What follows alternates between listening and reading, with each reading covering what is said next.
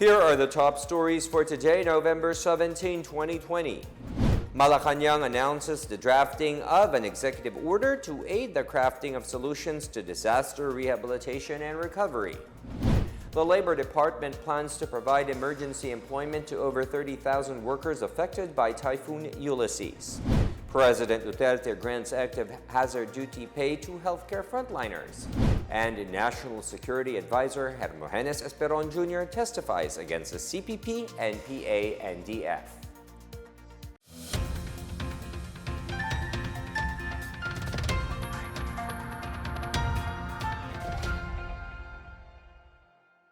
Good day, I'm William Theo. Welcome to the PNA Newsroom. Presidential spokesperson Harry Roque said the new task force called Build Back Better is in charge of the rehabilitation of calamity-stricken areas. Roque stressed the need to create such as the President orders for a speedy rehabilitation and recovery programs for provinces badly hit by the typhoons. Roque, meanwhile, rejected early criticism that the creation of a new task force would be redundant since there is already an existing National Disaster Risk Reduction and Management Council or NDRRMC. Ito po ang rasyonal ng pagbuo ng task force.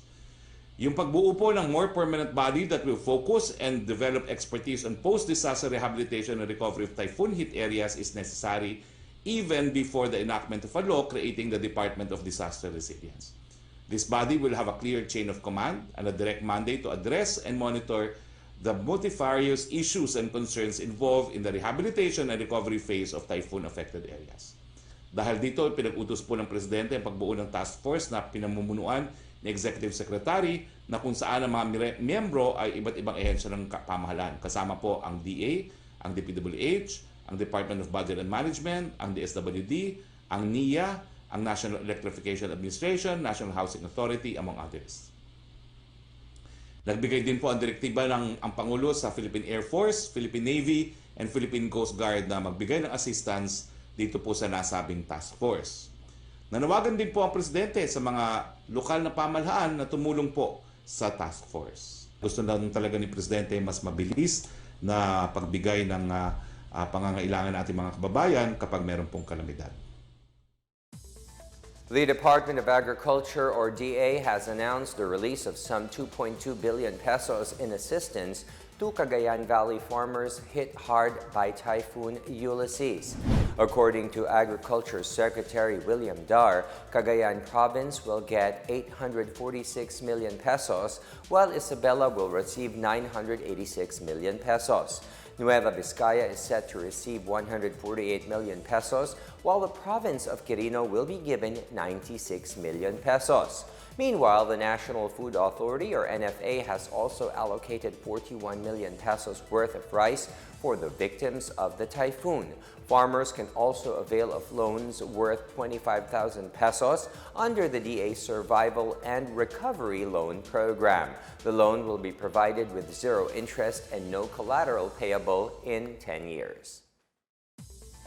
More than 30,000 informal sector workers from Cagayan Valley, Calabarzon, Mimaropa, and Bicol region will get an emergency employment from the government.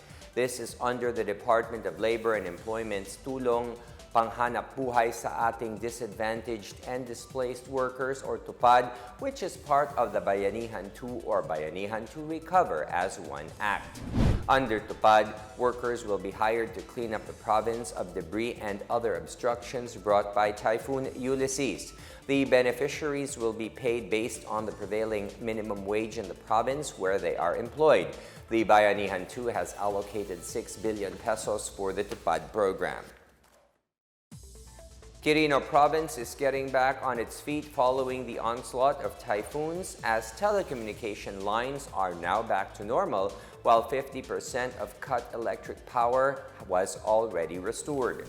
Governor Daquila Carlo Cua said donations are still pouring in on the province and they intend to share these to its neighboring provinces who are also bearing the brunt of the typhoon's aftermath.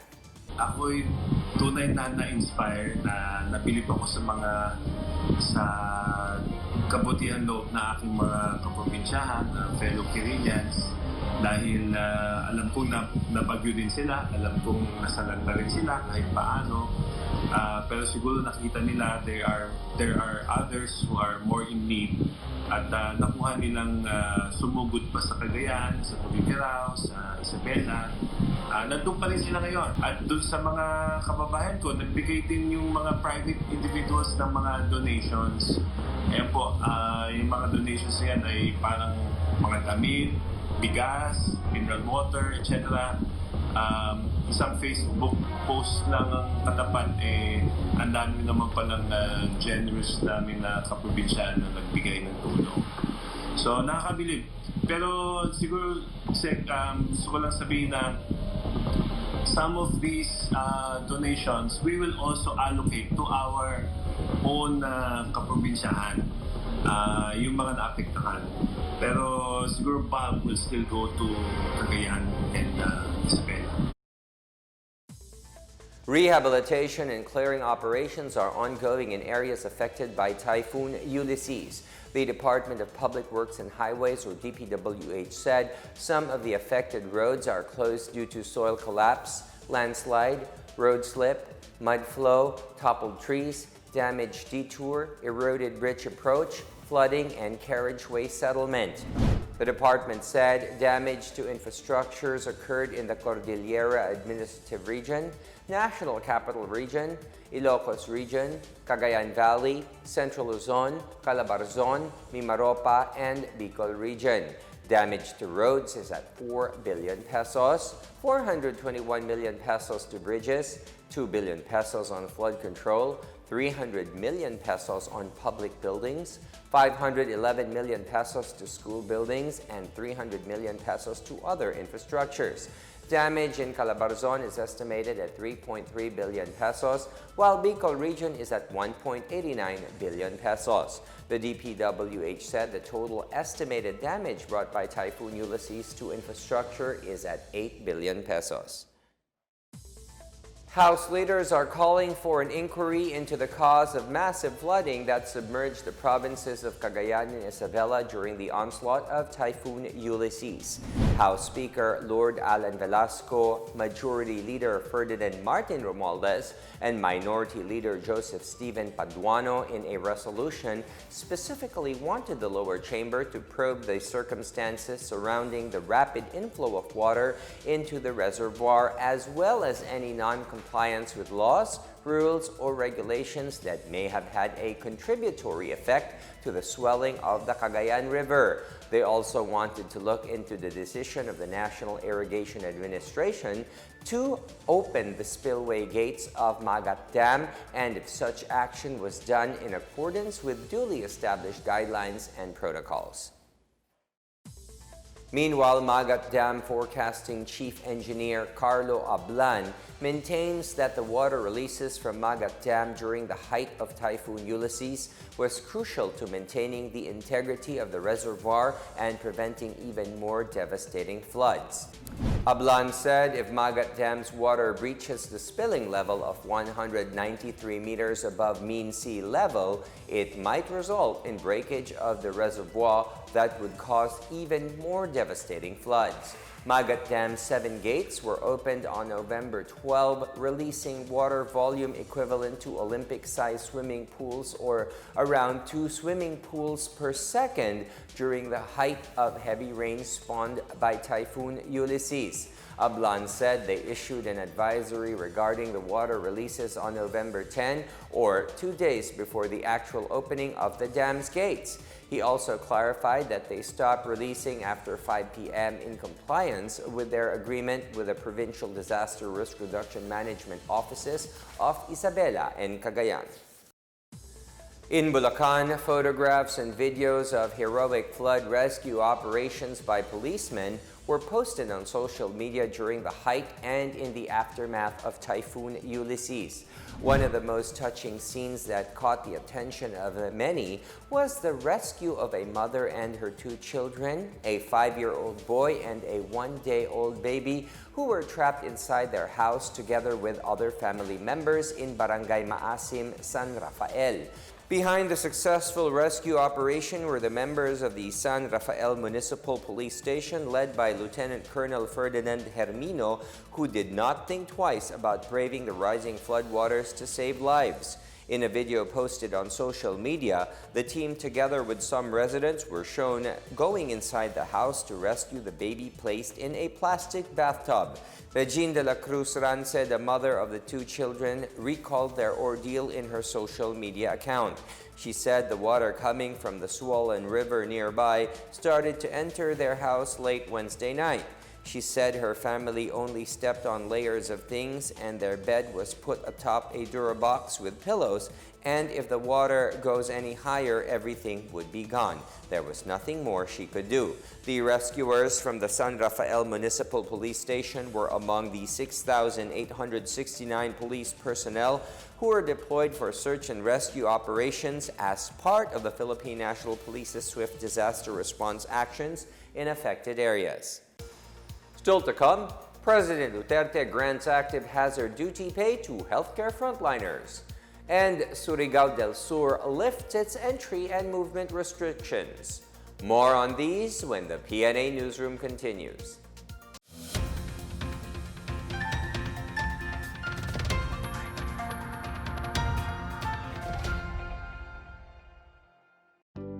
Alamin kung paano ang tamang pagsusuot ng surgical mask. Una, hawakan ang mask sa strap at siguruhing natatakpan nito ang inyong bibig at ilong. Tandaan, ang may kulay na bahagi ng mask ang dapat nasa labas. Ito lamang ang tamang paraan ng pagsuot nito. Ihulma ang nose piece o maliit na metallic strip ayon sa hugis ng inyong ilong. Iwasan ang paghawak sa inyong ilong at bibig. Kung marumi na ang mask, hubarin ito gamit ang strap at itapon ito sa isang basurahan. Siguruhin ang maayos na paghuhugas ng kamay gamit ang sabon at tubig. Ang surgical mask ay dapat gamitin ng mga pasyenteng may sakit sa baga o mga taong mayroong ubo, sipon at lagnat, mga nag-aalaga sa mga may sakit, at mga healthcare at frontline workers. Maaari ring magsuot nito kung kayo ay pupunta sa matataong lugar. Basta't sama-sama at laging handa, kaya natin to! Isang paalala mula sa DOH, PCOO, KBP at ng himpilang ito.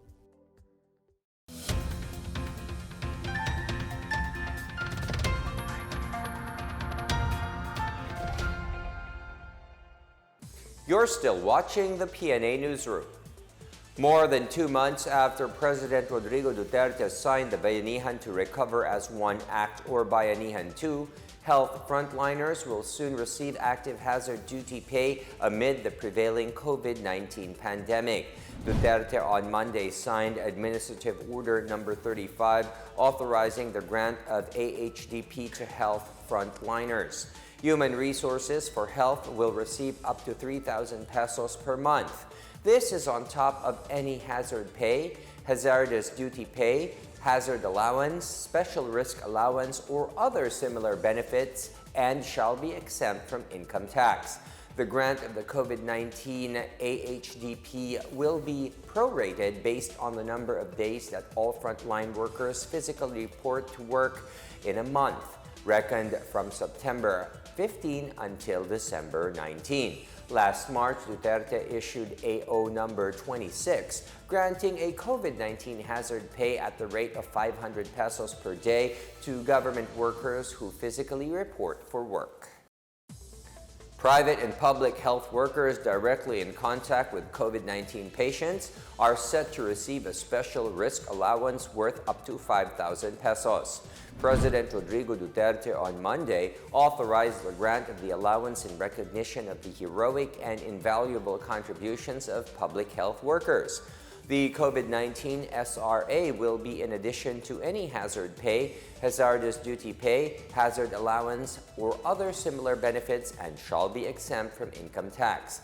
The grant of SRA will be prorated based on the number of days that the health workers physically report for work in a month from September 15 until December 19. However, consultants and experts engaged for a limited period, laborers engaged through job contracts, and those paid on piecework basis, student workers and apprentices, and those not assigned to facilities are exempted from the SRA. The provincial government has suspended the movement and entry restrictions in Surigao del Sur. Governor Alexander Pimentel lifted the restrictions that were previously extended until November 15 amid the increasing number of COVID-19 cases in the province, particularly in the cities of Tandag and Bislig. To revitalize the province's economy, the governor also allowed all businesses to resume their operations subject to the guidelines set by the Interagency Task Force or IATF. He also clarified that local government units in the province may declare granular lockdowns in case of an increase of COVID-19 cases. As of Sunday, Surigao del Sur registered 124 COVID-19 recoveries out of the 167 total cases. 8 fatalities have been reported since the pandemic began in March. Malacanang respected the decision of former Speaker and Davao del Norte 1st District Representative Pantaleon Alvarez to resign from the ruling Partido Demokratiko Pilipino Lakas ng Bayan Party. Presidential spokesperson Harry Roque said it was Alvarez's personal decision to step down as the PDP Laban Secretary General to engage in voters' education. Alvarez served as the Secretary General of PDP Laban President Rodrigo Duterte's party for almost half a decade. On Sunday, Alvarez said he resigned because serving under PDP Laban while handling voters' education may be misconstrued by critics as politicking. He accepted the offer to lead as chairman and revive Reforma, a non-mainstream and politically neutral party. He expressed appreciation for the party's efforts in bringing to light the importance of empowering local governments as a prerequisite for a strong republic and its support during the 2016 and 2019 elections. In our business news, oil companies implemented a big-time oil price increase effective Tuesday morning. Gasoline prices went up by 1 peso and 5 centavos per liter, while 1 peso and 55 centavos were added per liter for diesel. Kerosene prices also increased by 1 peso and 30 centavos per liter. However, prices of kerosene and household liquefied petroleum gas or LPG were frozen in areas declared under state of calamity due to the recent typhoons.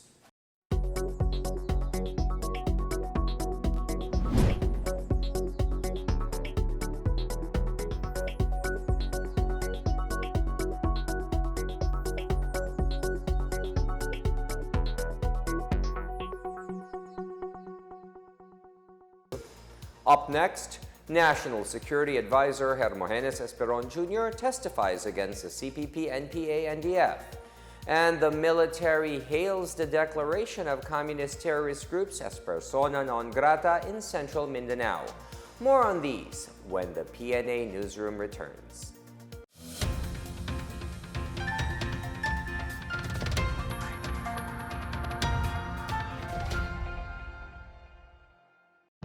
Alamin ang tamang paraan ng pag-ubo upang mapigilan ang paglaganap ng Coronavirus Disease 2019. Ugaliing magdala ng panyo o tissue.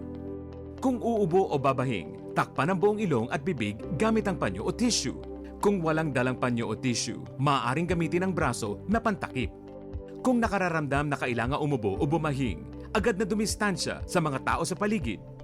Huwag dumura kung saan-saan, gumamit ng tissue at itapon sa basurahan. Ugaliin ang paghuhugas ng kamay at paggamit ng alcohol o hand sanitizer upang mamatay ang mikrobyo. Basta't sama-sama at laging handa, kaya natin to! Isang paalala mula sa DOH, PCOO, KBP at ng himpilang ito.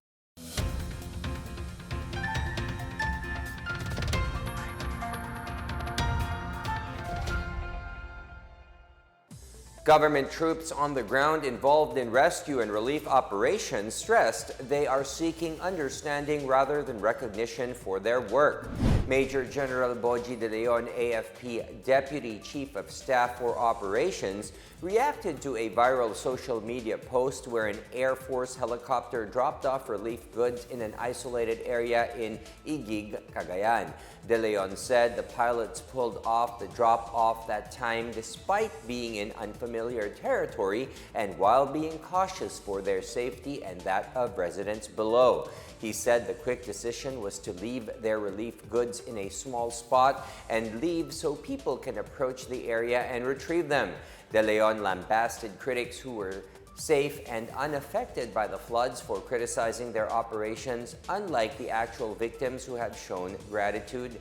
He reiterated that all of the armed forces are closely involved in disaster operations even before the typhoon made landfall. He said government troops are demoralized by unfair criticism against them even as they continue saving people without rest.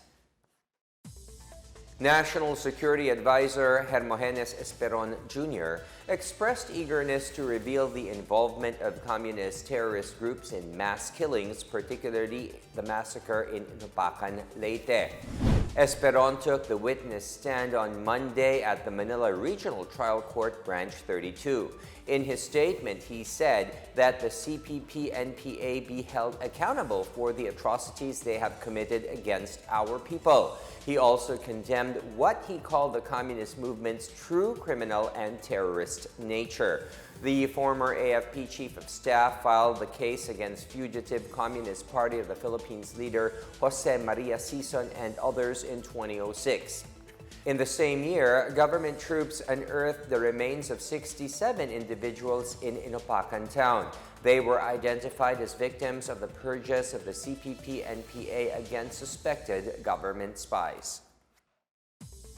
63 communist rebels from Sultan Kudarat surrendered to the military and pledged allegiance to the government over the weekend.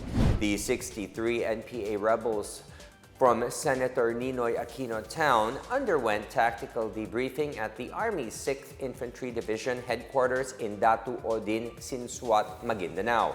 They also turned in 32 assorted firearms and explosives. Brigadier General Roy Galido, Army 601st IBDE commander, lauded local officials for helping the Army convince the rebels to surrender.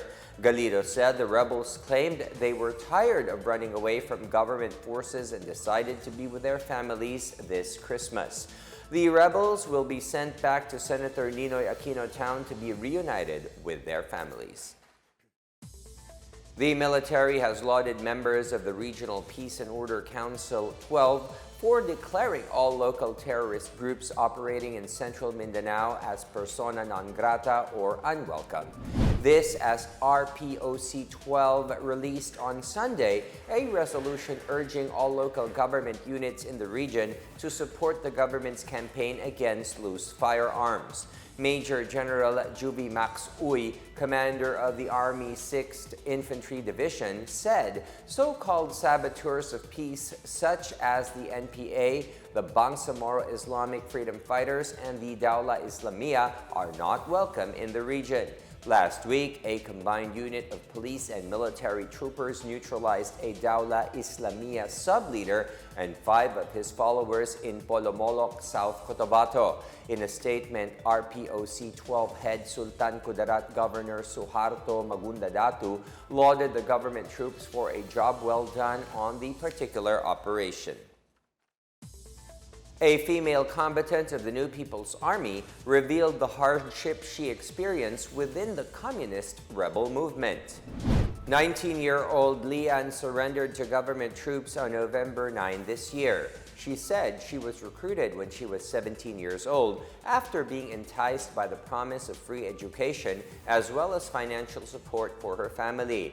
Lian said she was able to take some time off the movement when she got impregnated by her squad leader, who ordered that she be hidden somewhere in North Cotabato. She agreed to surrender after days of negotiations with her parents and the community support program of the Army. Police and military authorities fetched her and her child from North Cotabato to bring her to her hometown in Surigao City. 29th Infantry Battalion Commander Lieutenant Isagani Cristes said Layan is a living example of the human rights violations committed by the CPP, NPA, and DF.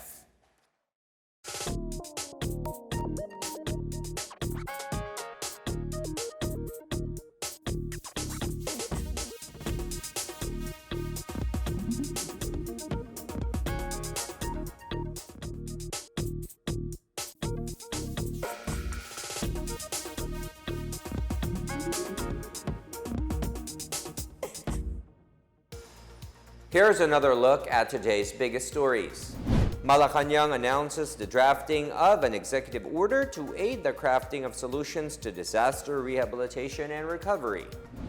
The Labor Department plans to provide emergency employment to over 30,000 workers affected by Typhoon Ulysses. President Duterte grants active hazard duty pay to healthcare frontliners. And National Security Advisor Hermogenes Esperon Jr. testifies against the CPP, NPA, and DF. Thank you for watching another episode of the PNA Newsroom. To check more news content, visit our webpage or head on to the Philippine News Agency's Facebook and Twitter accounts. For more stories about the government and how it serves Filipinos, look for these hashtags in all of our social media platforms and websites. We are shown on the pages of the PCOO and its attached agencies. Also, watch us on television on PTV4 and IBC 13. And that's your daily dose of the biggest stories that you need to know. From the PNA Newsroom, I am William Theo. Good day and stay safe, everyone.